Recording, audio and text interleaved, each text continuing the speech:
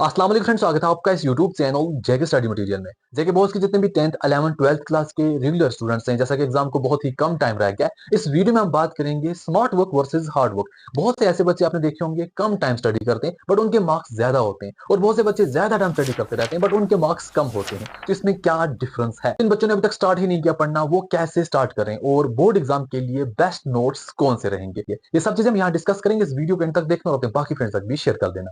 आपने देखा होगा कोई स्टूडेंट होता है बहुत ही ज्यादा स्टडी करता है, जब एग्जाम टाइम नजदीक आता है उस टाइम भी बहुत ही ज्यादा स्टडी करने लग जाता है बट उसके मार्क्स कम होते हैं। और यहाँ पर एक तरह का और स्टूडेंट होता है जो यहाँ पर बिल्कुल नॉर्मल और कम टाइम स्टडी करता है और उसके मार्क्स अच्छे होते हैं। फिर बाद में ज्यादातर स्टूडेंट बोलते हैं यार इसको कैसे ज्यादा मार्क्स आ गए, ये तो दिन को बीच में क्रिकेट भी खेलता था, वो देखो वो तो पूरा दिन पढ़ता था बट उसके मार्क्स इससे यहाँ पर कम आए।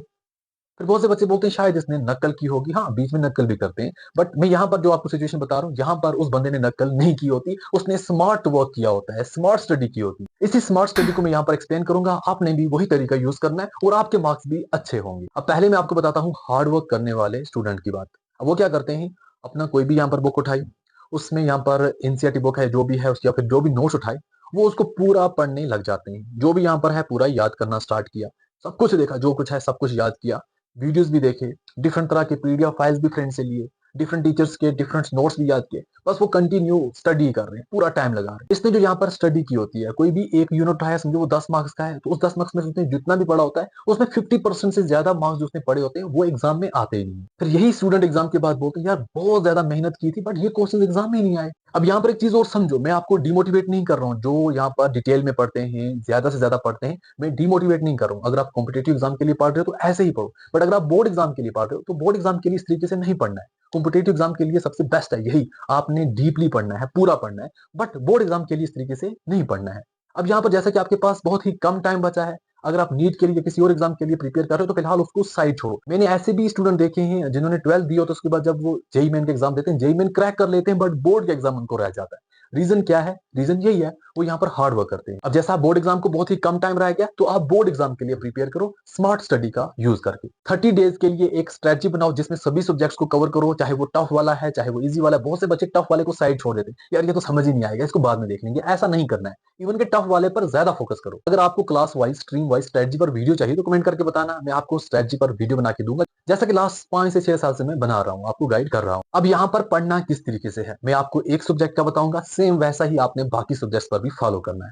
फॉर एग्जाम्पल आपका ए सब्जेक्ट है, कोई भी है, ए चाहे फिजिक्स है, पॉलिटिकल है, हिस्ट्री, उर्दू है, इंग्लिश है, जो भी है, आप समझो ए कोई आपका सब्जेक्ट है। आपने ए सब्जेक्ट्स के सभी यूनिट सभी चैप्टर्स देखने हैं और आगे ये देखने हैं ये कितने मार्क्स के हैं, पहला यूनिट कितने मार्क्स का, सेकंड कितने का, थर्ड कितने का। तो उन सभी यूनिट में से जो ज्यादा मार्क्स वाले यूनिट है उनको टेक करो, इजी वाले यूनिट्स को टेक करो, कोशिश करो 50% मार्क्स जो आपके बनते हैं, 80 मार्क्स वाला जो आपका सब्जेक्ट है कम से कम 40 मार्क्स आप यहाँ पर टेक करो, जो 70 मार्क्स वाला है उसको आप 35 मार्क्स टेक करो। जब आप टेक करोगे, जिन यूनिट्स को आपने टेक किया, जो आपके यहाँ पर 50% सिलेबस के हिसाब से आपके सभी सब्जेक्ट्स के बन गए, तो इनको आपने विद इन 30 डेज कवर करना है, ताकि इन 30 डेज में आपका 50% सिलेबस अच्छे से कवर हो सके। अगर आपका ज्यादा होता है तो आप ज्यादा भी कर सकते हैं, मैं आपको फिलहाल मिनिमम देता हूँ। और यूनिट वाइज कैसे चूज करना है, आपने ए सब्जेक्ट उठाया, ए सब्जेक्ट का पहला यूनिट उठाया, समझो पहला यूनिट आपका 10 मार्क्स का है। जब आपने पहला यूनिट उठाया, ऐसे ही नहीं है बस जी मेरे पास कोई भी नोट्स है मैंने पढ़ने स्टार्ट किया हो गया काम, मैंने वन शॉट वीडियो देखा हो गया काम, इस तरीके से नहीं पढ़ना है। बोर्ड एग्जाम है, थोड़ा सा आपने अक्ल का भी इस्तेमाल करना है। जैसा आपने ए सब्जेक्ट का पहला यूनिट उठाया जो 10 मार्क्स का है, उस यूनिट को डायरेक्ट पढ़ना नहीं, उससे पहले आपने सिलेबस देखना है। सिलेबस आपके पास है, आपके सामने है, बोर्ड वाले ने ऑलरेडी प्रोवाइड किया। जब आप सिलेबस देखोगे, सिलेबस में देखो कौन कौन से टॉपिक्स हैं इस यूनिट में। जब आपको ये टॉपिक्स पता चल गए, आपको अब ये तो पता चल गया कौन कौन से टॉपिक्स हैं, अब इन टॉपिक्स में से क्वेश्चन कैसे पूछे जाते हैं, उसके लिए लास्ट 5 ईयर के क्वेश्चन पेपर देखने। लास्ट 5 ईयर के क्वेश्चन पेपर से आपने अपने सभी यहाँ पर यूनिट वाइज टेक करके रखो कि हाँ इस यूनिट से लास्ट 5 ईयर में ये क्वेश्चन पूछे गए थे, इस यूनिट से ये क्वेश्चन पूछे गए थे। तो जब आपने पहला यूनिट उठाया तो आपको पता चल जाएगा कि लास्ट 5 ईयर में इस यूनिट से ये क्वेश्चन पूछे गए हैं, तो इसका मतलब बोर्ड एग्जाम में ऐसे क्वेश्चन पूछे जाते हैं। तो वो सभी क्वेश्चन और उन जैसे सिमिलर क्वेश्चन को अच्छे तरीके से प्रिपेयर करना है। सिलेबस का ध्यान रखकर, प्रीवियस ईयर क्वेश्चन पेपर और मॉडल पेपर को देखकर। कई बार ऐसा भी होता है किसी स्टूडेंट ने कोई टॉपिक पढ़ा होता है बट एग्जाम में उसी टॉपिक से कोई क्वेश्चन पूछा जाता है बट डिफरेंट तरीके से, वो स्टूडेंट बोलते हैं यार ये तो आउट ऑफ सिलेबस आ गया, ये क्वेश्चन तो मुझे समझ ही नहीं आता। क्यों? क्योंकि उसने टॉपिक तो पढ़ा है बट उसको ये नहीं समझा, तो ये समझ नहीं आता इसको एग्जामिनर ने पूछा किस तरीके से। Syllabus plus last 5 year previous year question paper and model paper का इस्तेमाल करके आपने अच्छे तरीके से स्टडी करनी है। अब इससे क्या होगा, जो यहाँ पर बीच में खिचड़ी होती है ना, जैसा कि एनसीईआरटी में आपको बहुत कुछ दिया होता है, सब कुछ नहीं पढ़ना होता है, तो आपने as per syllabus as per previous year question paper पढ़ा तो बहुत सी खिचड़ी आपको ऐसे ही साइड हो जाएगी। आप सिर्फ क्वालिटी क्वालिटी पढ़ोगे और कम टाइम में आपका ज्यादा सिलेबस कवर होगा। अब आप बोलोगे पढ़ें कहाँ से, नोट्स कौन से इस्तेमाल करें? देखो, अगर आपने अपने स्कूल के ही नोट्स बनाए हैं अच्छी बात है, कोचिंग्स के ही नोट्स बनाए हैं अच्छी बात है, उनसे ही प्रिपेयर करो, क्योंकि जब आपने बनाए थे थोड़ा बहुत आपको हिंट मिला होगा तो जल्दी आपको रिवाइज हो जाएंगे। अगर आपके पास स्कूल के या यहाँ पर कोचिंग सेंटर के एज पर सिलेबस नोट्स नहीं है तो आप मार्केट से स्मार्ट नोट ला सकते हैं। पहले आते थे इंस्टेंट नोट्स, अब आते हैं स्मार्ट नोट्स। प्रीवियस ईयर में मैंने 10th क्लास के बच्चों को स्मार्ट नोट के बारे में बताया था, तो यहाँ पर बहुत से बच्चों ने उन्हीं नोट्स को पढ़कर अच्छे मार्क्स हासिल किए। अब कॉल करके बोलते हैं कि स्मार्ट नोट्स हमें 11th 12th का भी गाइड करो। तो यहाँ पर मैंने जब मार्केट में चेक किया तो स्मार्ट नोट्स मार्केट में अवेलेबल हैं। जान पब्लिकेशन के स्मार्ट नोट्स हैं, जैसा कि 10th क्लास वालों के भी नोट्स अवेलेबल हैं, science, English, social science, Urdu, इनके नोट्स। एंड अगर हम बात करें 11th 12th के,